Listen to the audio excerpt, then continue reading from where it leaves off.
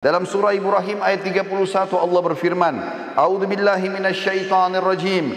Qul li ibadiyalladzina amanu yuqimus salata wa yunfiqu mimma razaqnahum sirran wa alaniyatan min qabli an ya'tiya yaumun la bay'un fihi wala khilal.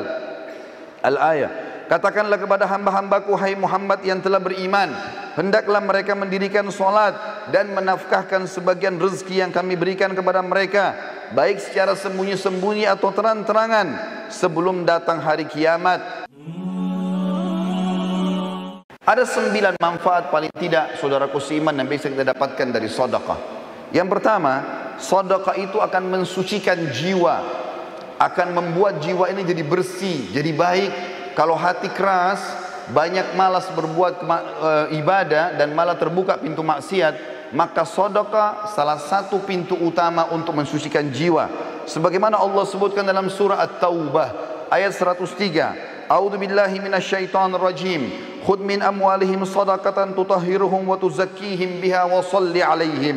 Inna salataka sakanul lahum wallahu samii'un 'alim. Ambillah zakat atau sedekah dari sebagian harta mereka, hai Muhammad, dan dengan zakat atau sedekah itu engkau telah membersihkan dan mensucikan jiwa mereka, dan berdoalah untuk mereka. Sesungguhnya doamu menjadi ketentraman jiwa mereka, dan Allah Maha mendengar lagi Maha mengetahui.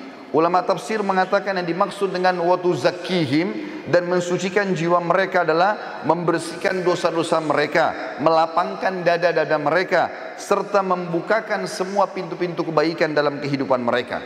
Yang kedua, sedekah adalah bentuk ketundukan kepada Sang Pencipta Allah. Allah Subhanahu wa taala menyebutkan dalam Al-Qur'an, mengingatkan kepada kita kekal ditelawakan oleh orang beriman sampai hari kiamat. Kalau sedekah yang dikeluarkan akan mendatangkan kebahagiaan, dan kalau tidak dikeluarkan justru akan jadi penyesalan pada hari kiamat. Dalam surah Ibrahim ayat 31 Allah berfirman, A'udzu billahi minasyaitonir rajim. Qul li ibadiyalladzina amanu yuqimus salata wa yunfiqu mimma razaqnahum sirran wa alaniyatan min qabli an ya'tiya yaumun la bay'un fihi wala khilal. Al-ayah. Katakanlah kepada hamba-hambaku, hai Muhammad yang telah beriman, hendaklah mereka mendirikan solat dan menafkahkan sebagian rezeki yang kami berikan kepada mereka, baik secara sembunyi-sembunyi atau terang-terangan, sebelum datang hari kiamat, di mana pada hari itu tidak ada lagi jual beli dan tidak ada lagi persahabatan. Juga dalam surah Al-Baqarah ayat 254 Allah berfirman, A'udzu billahi minasyaitonir rajim. Ya ayyuhalladzina amanu anfiqu mimma razaqnakum min qabli an ya'tiya yaumun la bay'un fihi wala khullatun wala syafa'ah wal kafiruna humudz zalimun. Hai orang-orang yang beriman, yang sudah merasa memiliki iman kepada Allah, Allah memanggil kita semua.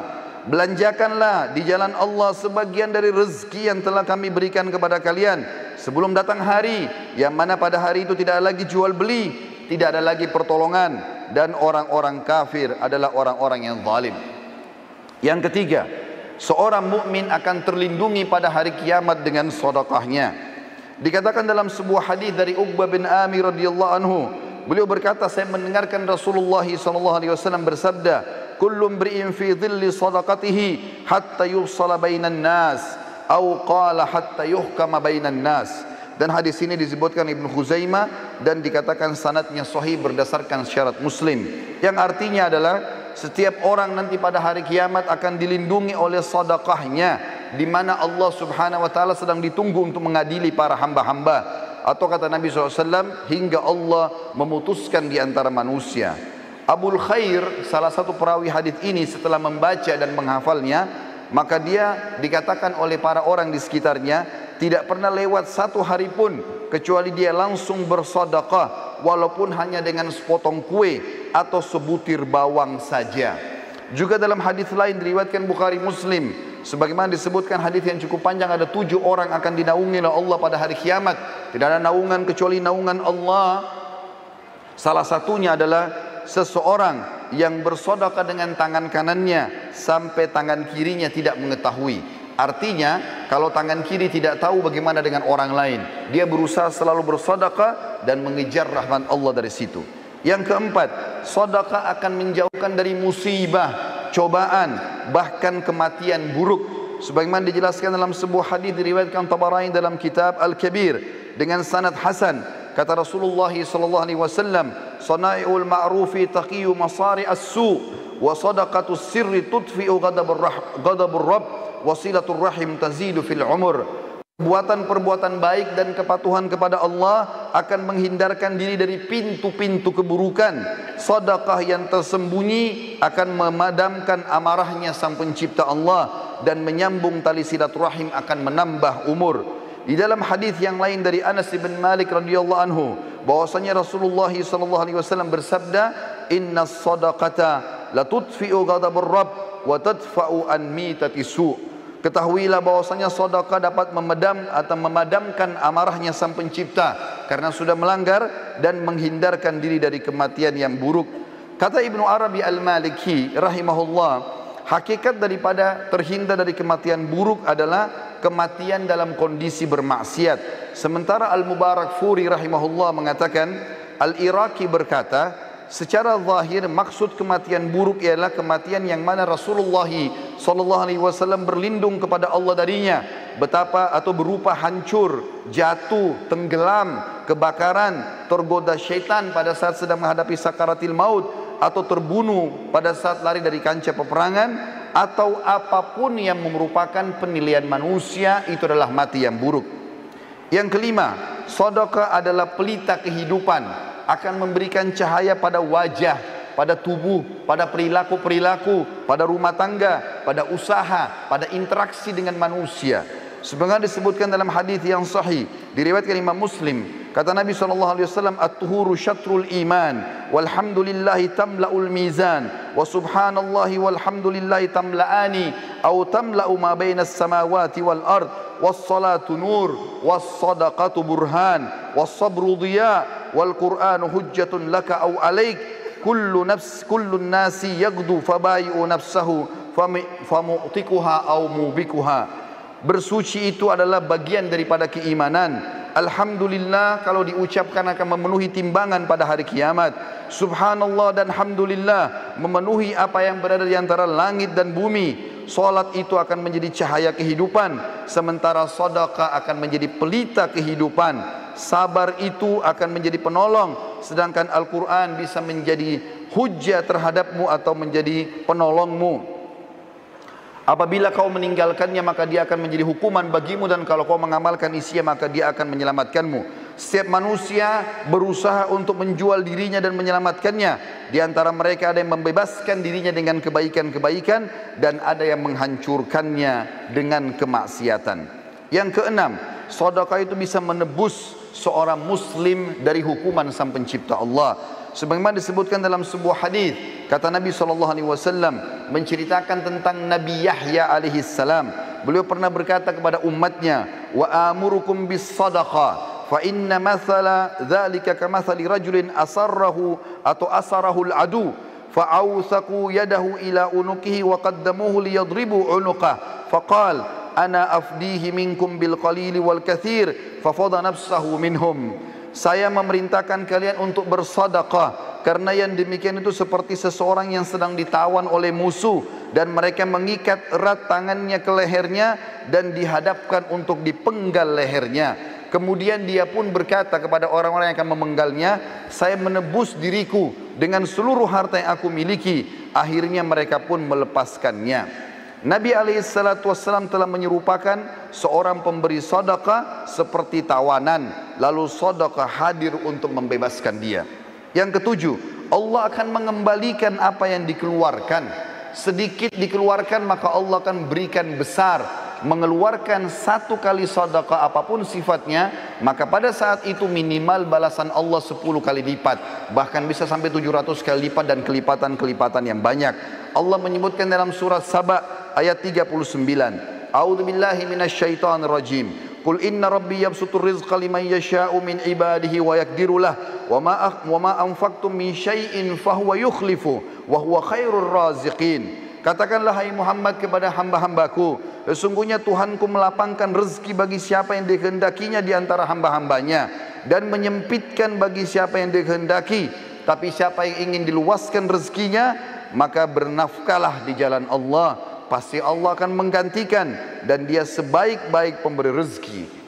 Di dalam sebuah hadis yang sahih riwayat Imam Muslim, kata Nabi SAW, Allah berfirman hadis qudsi, ya ibna Adam, unfik alaik.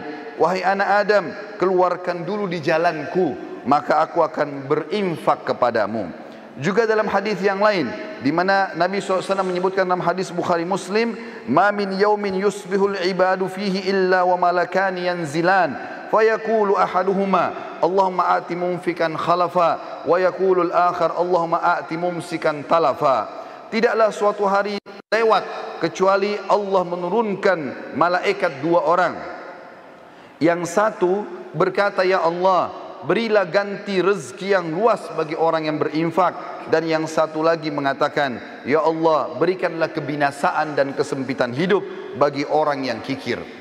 Yang kedelapan, pahala sedekah tidak pernah terputus dan akan terus dipanen oleh orangnya walaupun dia sudah meninggal dunia. Sebagaimana hadis yang masyhur diriwayatkan oleh Imam Muslim, kata Nabi SAW, idza mata ibnu Adam inqata amalu illa min thalath, sadaqatin jariyah au ilmin yuntafa'u bihi aw waladin salih yad'u lah. Apabila anak Adam meninggal dunia, maka terputus segala sumber pahalanya kecuali dari tiga, sedekah jariyah.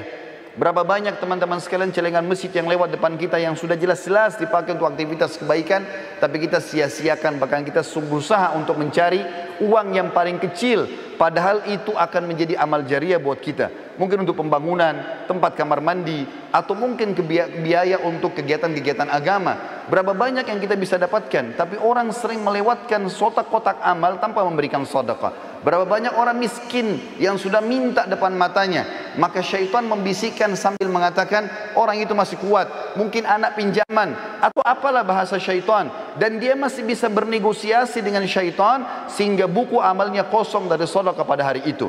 Padahal jelas-jelas itu akan menjadi penyebab bergulirnya pahala setelah dia meninggal.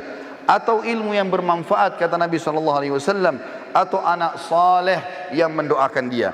Dan yang terakhir, saudaraku seiman, yang kesembilan adalah sedekah akan menghapuskan dosa-dosa. Sebagaimana disebutkan dari Muadz bin Jabal radhiyallahu anhu, bahwasanya Nabi SAW bersabda dalam hadis sahih riwayat Tirmidzi, as-sadaqatu tudfi'ul khati'ah kama yudfi'ul ma'un nar. Ketahuilah sedekah akan menghapus kesalahan sebagaimana air memadamkan api. Nabi SAW adalah orang yang paling gemar bersedekah. Bahkan dalam riwayat dijelaskan kalau Nabi SAW tidak pernah menolak siapapun yang minta kepada beliau. Dari Jabir bin Abdullah radhiyallahu anhu, beliau berkata, ma su'ila Rasulullah SAW syai'an qad faqala la. Tidak pernah Rasulullah SAW dimintai sesuatu lalu dia mengatakan tidak. Juga dari Anas bin Malik beliau berkata, ma su'ila Rasulullah SAW alal islami syai'an illa a'tah, wa laqad ja'ahu rajulun fa'atahu ghanaman baina jabalaini faraja ila qaumi faqala ya qaum aslimu fa inna Muhammadan yu'ti ata'an la yakhshal faqr. Tidaklah Rasulullah SAW dimintai sesuatu kecuali pasti beliau selalu memberi. Bahkan beliau pernah memberi seseorang yang belum masuk Islam ada domba yang berada di antara dua gunung, sampai akhirnya dia pulang ke kaumnya lalu mengatakan, hai kaumku, masuklah kalian ke dalam Islam karena Muhammad memberikan pemberian yang tidak akan pernah membuat kita miskin. Bahkan Nabi SAW mengajarkan para istri beliau, di antaranya beliau berkata kepada Aisyah pada saat sudah menyembelih seekor domba, lalu beliau bertanya waktu sudah disuruh bagi-bagikan, kata Nabi SAW, bagilah. Maka Nabi SAW balik setelah itu bertanya kepada Aisyah, ma baqiya minha, apa yang tersisa darinya hai Aisyah? Qalat, maka Aisyah berkata radhiyallahu anha, ma baqiya minha illa katifuha. Tidak tersisa lagi ya Rasulullah kecuali bagian lengannya saja, dan itu pun saya siapkan untuk anda.